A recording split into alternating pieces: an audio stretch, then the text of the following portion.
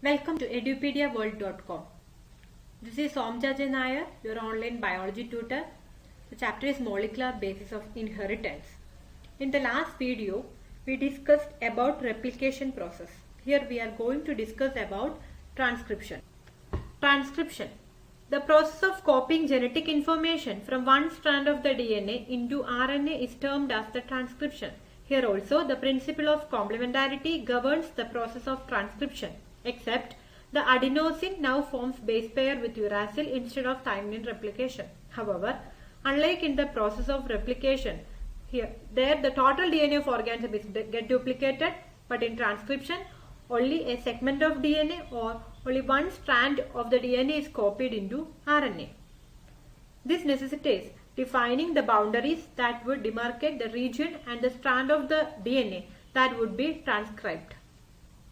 Here you can see the pictorial representation of the process transcription. Why both the strands are not copied during transcription?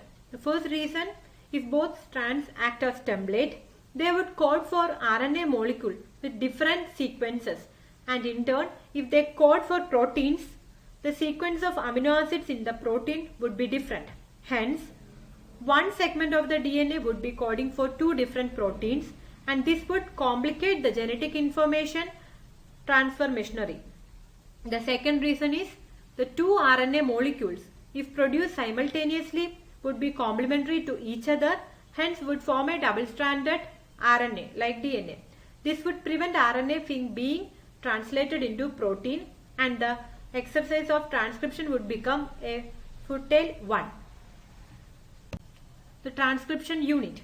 A transcription unit in DNA is defined primarily by three regions in the DNA: a promoter, the structural gene, and a terminator. This is a schematic structure of the transcription unit. You can see promoter, then the structural gene and the terminator, and the template strand and the coding strand is also there, and you can also see the transcription start site. Coding and template strand. There is a convention in defining the two strands of DNA in the structural gene of a transcription unit.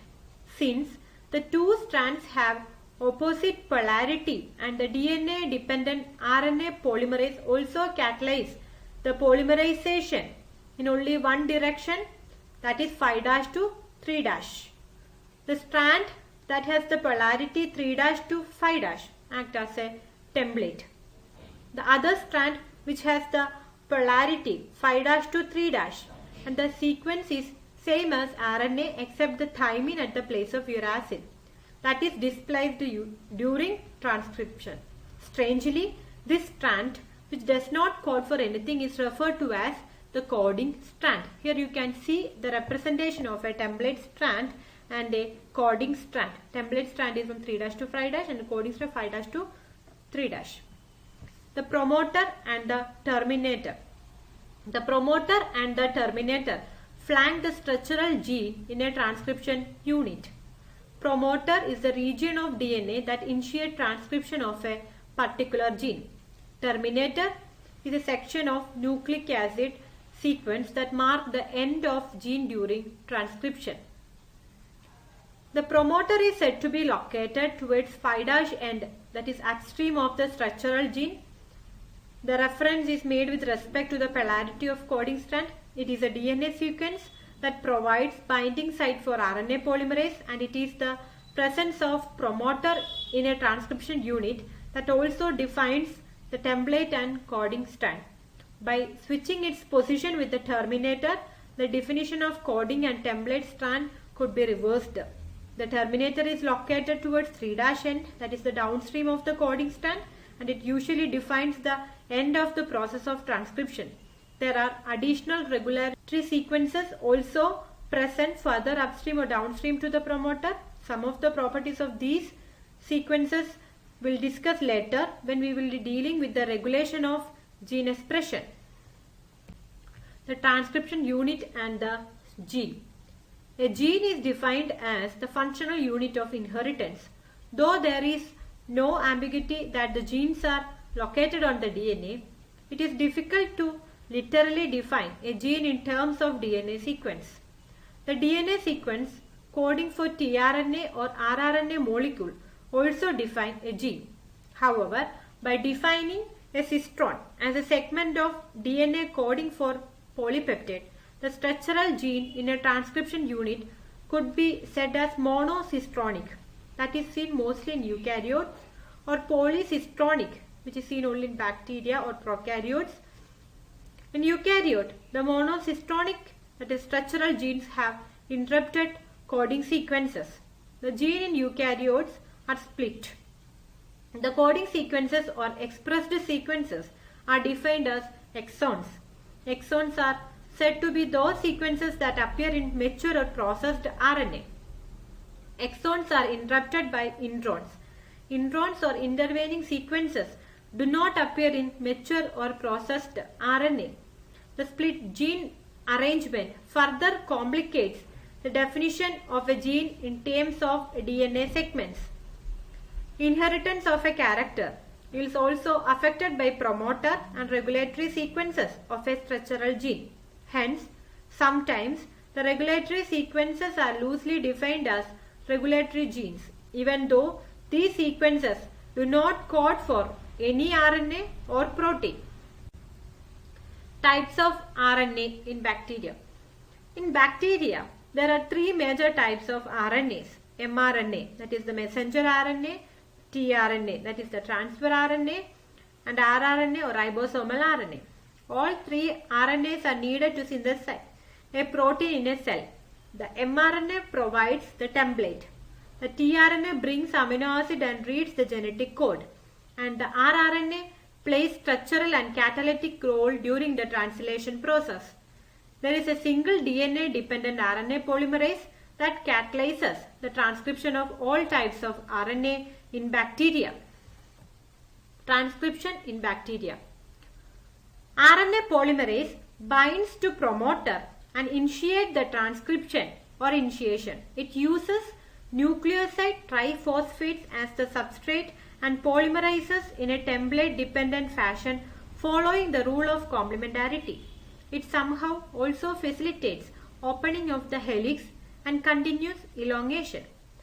Only a short stretch of RNA remains bound to the enzyme. Once the polymerase reaches the terminator region, the nascent RNA falls off, so also the RNA polymerase. This results in the termination of transcription. An intriguing question is that how is the RNA polymerase able to catalyze all three steps, which are initiation, elongation and termination? The RNA polymerase is only capable of catalyzing the process of elongation. It associates transiently with initiation factor and the termination factor to initiate and terminate the transcription. Association with these factors alter the specificity of the RNA polymerase to either initiate or terminate the process. In bacteria, since the mRNA does not require any processing to become active, and also since transcription and translation takes place in the same compartment, there is no separation of cytosol and nucleus in bacteria.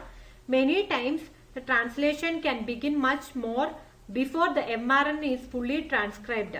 Consequently, the transcription and translation can be coupled in the bacteria. This is a diagrammatic representation of transcription in bacteria. Here you can see the initiation process. Here the RNA polymerase bind to the promoter. Then the elongation process is happening. Then the RNA is forming. Then the termination process, as the RNA is released.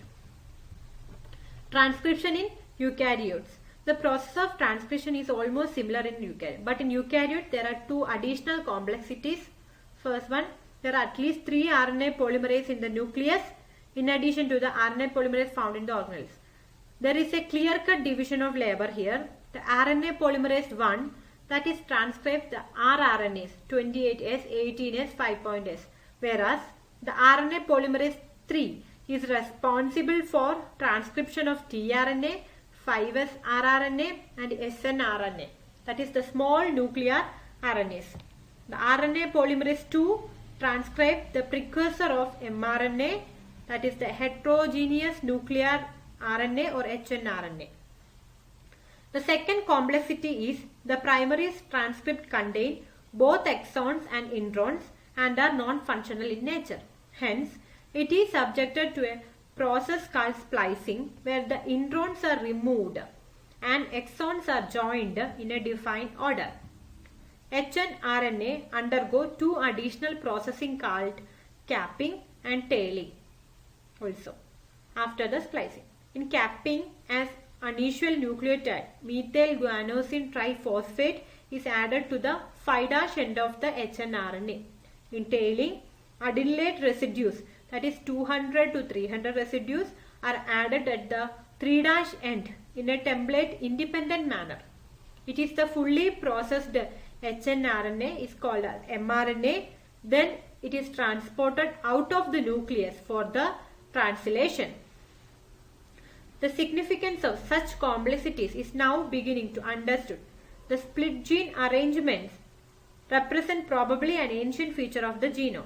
The presence of introns is reminiscent of antiquity, and the process of splicing represents the dominance of RNA world. In recent time, the understanding of RNA and RNA-dependent processes in living system have assumed more importance. This is the pictorial representation of the process of transcription in eukaryote. Here you can see the RNA polymerase bind to the DNA and start, that is the initiation, and it start the elongation, and in between you can see the capping process, the RNA splicing process, and the addition of poly A tail, and finally the mature mRNA is released. Thus I am concluding this video. Thank you. In the next video we are going to discuss about genetic codes and translation.